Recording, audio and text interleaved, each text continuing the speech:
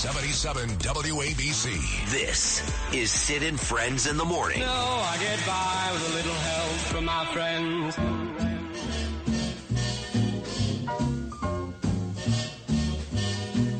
Somewhere beyond the sea. beyond the sea, somewhere. I'm not going to make it in the singing business. With us this morning, John McLaughlin. He was President Trump's pollster. He was my pollster when I ran for mayor in 2013. He was Peter King's pollster for 28 years. He was Netanyahu's pollster. He is the former Prime Minister of Canada, Stephen Harper's pollster. Well, tell us the truth about polling. First question that we want to ask. The Iowa, the Des Moines Times, was it? Des Moines Register. Des Moines Register. What did they do to make it come out like 10 points differential? Well, what they did was they skewed the sample. They didn't use a voter list. They randomly called like any phone number in Iowa, and then they went and they weighted it to what they said was age, congressional district, and some sort of vote history, but party. And they weren't transparent about it. So that night I sent off to Susie Wiles and Chris LaCivita what was wrong with the poll. And I said, if it's weighted, we're up at least 6 points, probably closer to double digits. And the next morning, Susie Wiles calls me because Trump was doing rallies. He did like 4 rallies. And she says to me, you got to put out a memo about that. So I said, okay, I'll write the memo. I put it up. And she, I called her back and I said, when are you going to put the memo out that this poll was wrong and it's not going to be close in Iowa? And she says, no, I don't have to put it out. I said, he read it. He's happy now. And I said, I wrote a memo for one person. And it was but it was so bogus. And the Des Moines Register is liberal.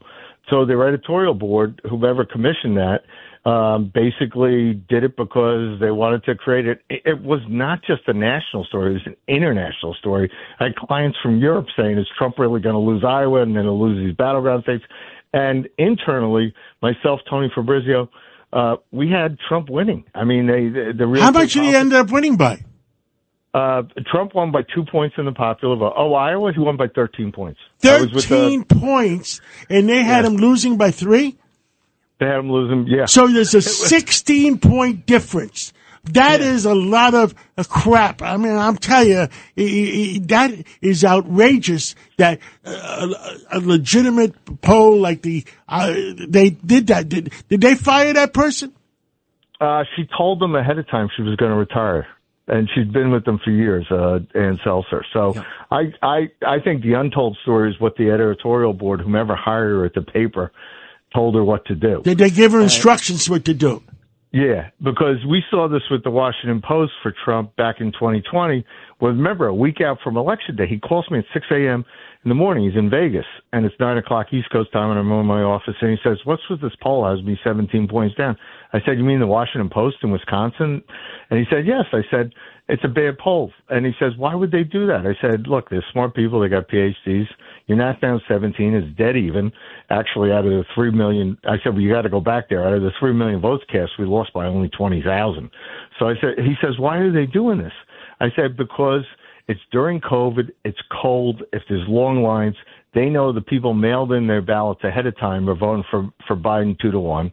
They know on Election Day the people voting for you or coming out on Election Day are voting for you 2-1. They're trying to suppress our vote. They're trying to hold our turnout down. John, this is your business. You've worked hard at it. How many years now? I've done it since 1982 when Arthur Finkelstein hired me. That's 40 years. The Models pollster, yeah. How old were you? 14 when you started, or what? No, I'm an old man. Okay, but now. Why is this allowed to happen?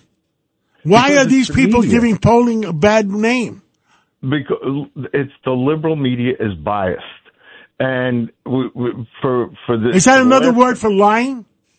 They want us to lose. They basically, the liberal media doesn't like conservatives. They don't like Republicans in general, and they manufacture polls to try to affect turnout.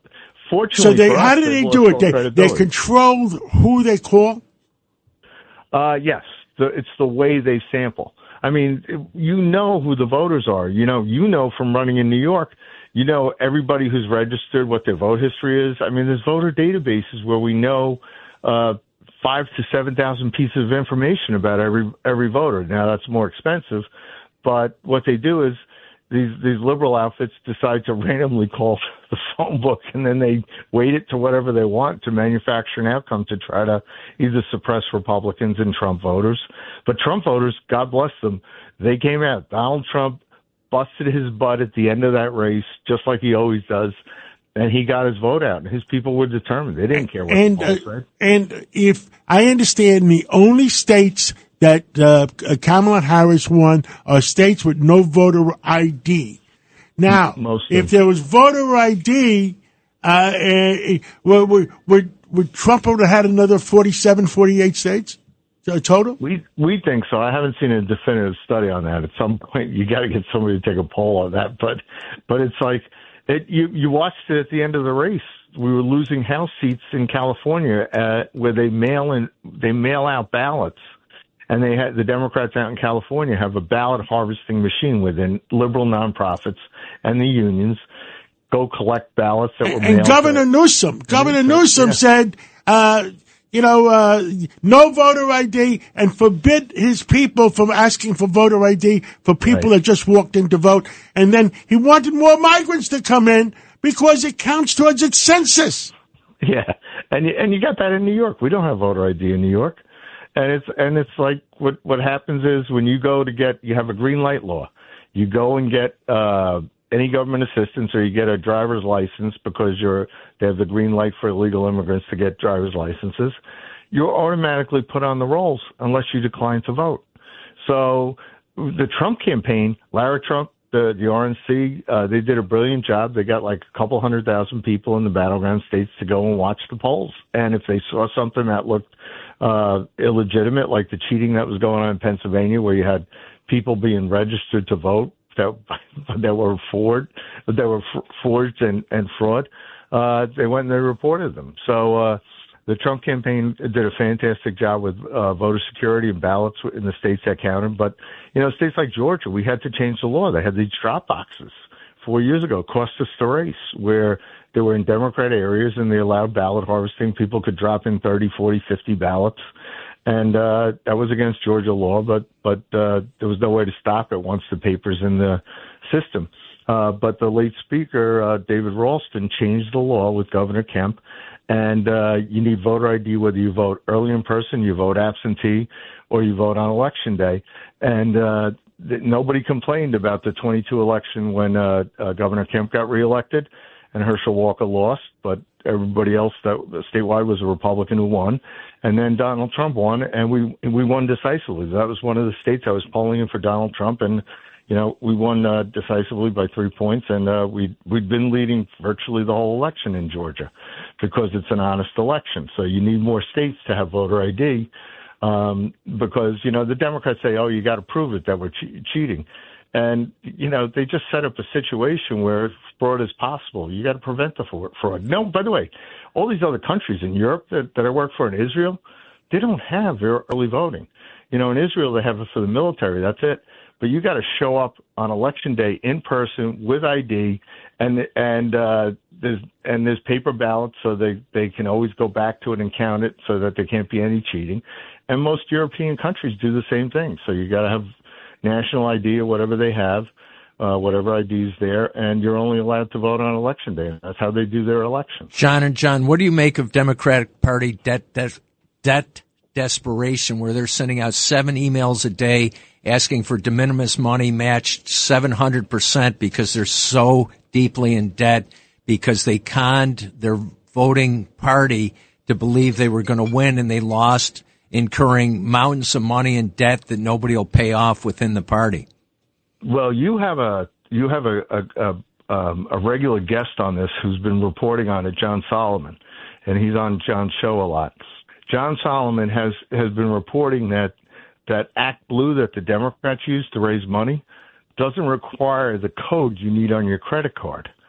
and they didn't for a lot of these donations that came in for Kamala Harris.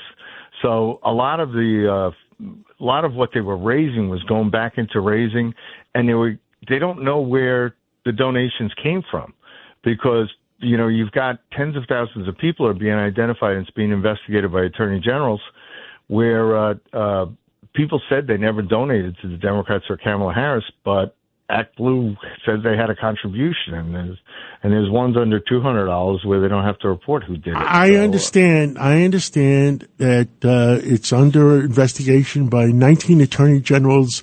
It was turned over by Mike Johnson, the Speaker of the House, to the attorney generals because he did not trust the Department of Justice. Yeah, so we got to know more about that. And the Act Blue people admitted that they had stopped taking credit cards and debit cards from foreign individuals, which was against the law already.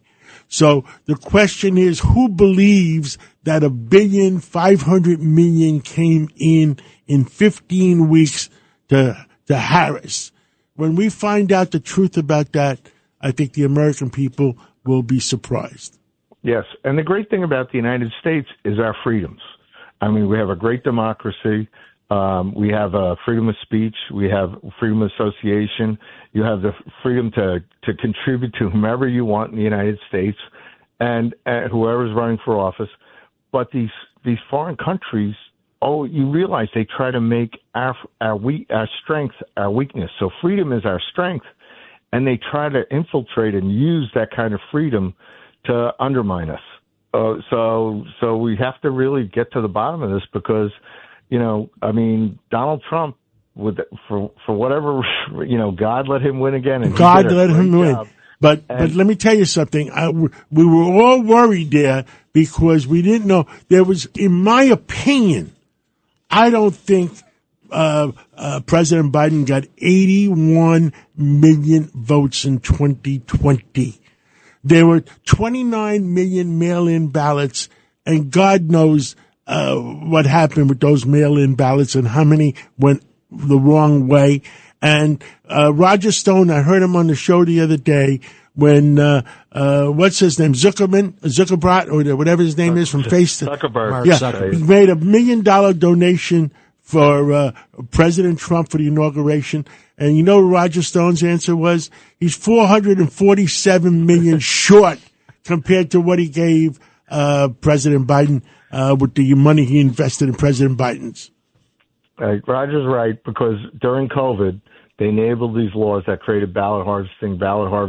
You don't know who's voting. You don't know who's collecting the signatures. And, it's just like, the system in New York, when you go to vote and, there's these nice people that work for the Board of Elections, it's an electronic signature. It never looks like your real signature. And that's the only form of ID. It's like, how are they going to say, oh, that's not you? So but Roger's right. And like what Zuckerberg did when he. 457 million or something like that? It was over 400 million that Meta, Facebook, whatever they paid to their nonprofit. And David Plouffe, who ended up as the strategic advisor for Kamala Harris, who was the campaign manager for Barack Obama. He was working for Zuckerberg at the time, and he wrote the book, How to Defeat Donald Trump, A Citizen's Guide to Defeat Donald Trump. He wrote it. He put it out there, and he said, because our strategy in 2016 to elect Trump was to bring out new voters in the battleground states, bring out voters who don't usually vote, who would vote for Trump. And he figured out, well, if we could register more voters who would have voted for Clinton in 2020 and then make it easier for them to vote, meaning ballot harvesting, where once you get the paper in the system, you can't get it out. It's there. Well, you don't know. John McLaughlin. He did it. Yeah. Thank you for keeping the system honest. God bless you. Happy New Year. And we'll catch up again in the new year. Well, God bless Donald Trump, and thank you for what you do, John. Happy New Year. Thank you. Happy New Year. Curtis? Up next, we do a recap as we go live and locally to the 10 o'clock hour. There'll be James Flippin with live and local programming for Brian Kilmeade. I'm going to be jumping in the trains with the Guardian Angels. We're fulfilling our commitment, but I'll be back for the Rip and Read at 12 because we gotta make the subways crime free. I have never seen the subways as bad as they are now. And at 9:45, we have Dr. Peter Michalos calling in, and he's going to teach us how do we live longer. And also bird flu, which is beginning to sweep through the nation and affect animals. But right now, it may well end up affecting all of you out there if it all of a sudden begins to multiply and spread to humans. On your place to be right here at WABC.